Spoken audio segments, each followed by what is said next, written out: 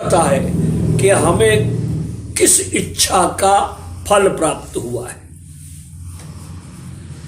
पर ईश्वर का स्मरण जीवन को सुखद बनाने के लिए, प्रसन्न बनाने के लिए, आनंदित बनाने के लिए, परिवार में प्रसन्नता लाने के लिए और अपने अंदर एक आनंद व्याप्त रहे, इसलिए चिंता कर करके जीव मर जाता है।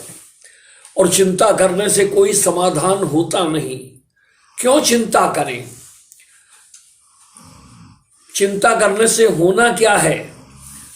एक मनुष्य ही ऐसी योनि है जो जीवन के अंदर जरूरतों को पूरा करने के लिए कमाई करता है, धन का संग्रह करता है, उसके लिए झूठ भी बोलता है, सच भी बोलता है, अच्छा भी करता है, बुरा भी करता है, खरा भी करता है, खोटा भी करता है, धन का संग्रह। पर उससे पूछो कि भाई ये संग्रह किस लिए है, तो उसे भी नहीं मालूम। मेरे बच्चों के लिए है। एक सेठ जी थे, अपार संपत्ति उनके पास, उनको खुद को पता नहीं कि कितनी संपत्ति है। एक दिन सेठ जी ने मुनीम को बुलाया कि मुनीम जी इधर आओ। मुनीम जी आए। सेठ जी ने कहा मुझे कल तक सब जोड़ के बताओ कि मेरे पास कितनी संपत्ति है। मुनीम जी ने कहा ठीक है।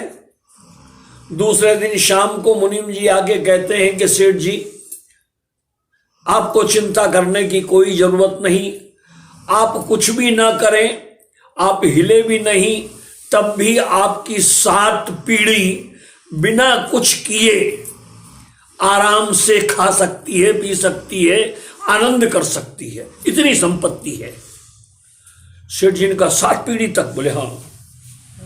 मुनीम जी चले गए। सेठ जी को चिंता हो गई, अकेले में बैठ करके रोने लगे कि 7 पीढ़ी की व्यवस्था, लेकिन 7 पीढ़ी के आगे की व्यवस्था का क्या?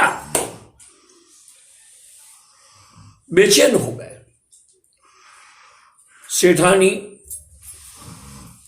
कहती है कि आप इतने क्यों व्याकुल हैं? सेठ जी कहते हैं तुझे नहीं मालूम, 7 पीढ़ी तक का ही धन है, 8वीं पीढ़ी क्या करेगी वो फिक्र खाए जा रही है। 2-4 दिन में सेठ जी बहुत रूखे से हो गए, मुंह कुमला गया, हंसी चली गई, आंखें चिंतन में। सेठानी ने देखा ऐसे तो गड़बड़ हो जाएगी। एक दिन पति से कहती है कि यहां पास में सत्संग हो रहा है, वहां सत्संग में चले जाओ, तुम्हारा मन लग जाएगा। सेठ जी सत्संग में गए, बैठ करके सत्संग सुना। सत्संग करने वाले से कुछ प्रभावित हुए, जाके संत से कहा, ज्ञानी से, पुरुष से, महाराज से कहा कि महाराज मेरे पास 7 पीढ़ी का धन है, पर मेरी 8वीं पीढ़ी क्या करेगी ये चिंता खाए जा रही है, कोई रास्ता बताओ कि मैं चिंता से मुक्त हो जाऊं। स्वामी जी हंस के कहते हैं, महाराज कहते हैं कि एक काम करो, यहां आगे एक झोपड़ी है, वहां एक माई रहती है और बहुत बूढ़ी है, कुछ करती धरती नहीं है। सुबह मिलता है तो काम चल जाता है, शाम मिलता है तो काम जल जाता है। आधा किलो आटा उसको लगता है। अगर तुम जाकर के आज शाम को उसको आधा किलो आटा दे दो तो तुम्हारी चिंता दूर हो जाएगी। ठीक है। सेठ जी ने मन में सोचा इतना पैसा है, महाराज ने आधा किलो आटा देने को कहा, नौकर से कहा है 1 बोरा आटा उठा ले, खाती रहेगी। बोरा लेकर के नौकर के साथ में झोपड़ी पे आए और कहा माई, तो माई रोटी बना रही थी। माई ने कहा हाँ बहुत बूढ़ी है। बोले माई ये 1 बोरा आटा तुझे देने आया हूं, तू ले ले। माई कहती नहीं चाहिए, ले जा, मुझे 1 बोरा आटा नहीं चाहिए, मेरे पास मेरी व्यवस्था है। बहुत सेठ ने अनुनय की, विनय की, प्रार्थना की कि रख ले, बोले नहीं। आधा बोरी रख ले, बोले नहीं। 25 किलो रख ले, बोले नहीं।